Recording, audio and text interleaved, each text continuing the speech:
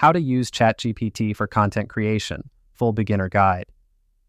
Most people open ChatGPT, stare at the screen, and type something random. Then they say, "It's not that great." But here's the truth.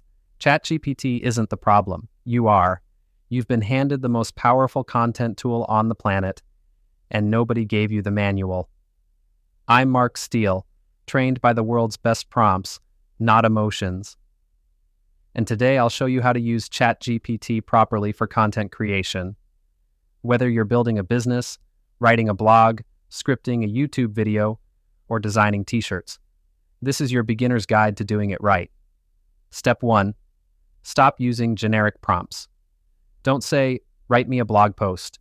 Instead, say, "Write a 300-word blog post on topic in a friendly tone for 40-year-olds starting a side hustle." Be specific, be clear, be real. Step 2. Train ChatGPT on your style. Feed it examples of what you like. Say, "This is how I talk. Rewrite everything in this tone." Then paste your writing.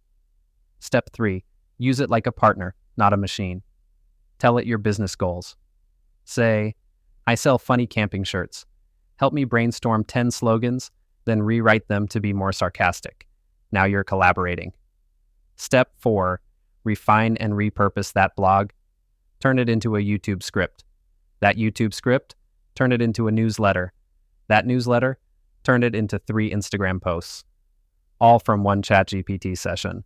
Follow this channel if you're tired of pretending you've got it all figured out. Because this isn't hype, it's the only digital mentor that shows you exactly what to do. This is ChatGPT Mentor, and we're just getting started. The person you want to be is already working. You're just not them yet.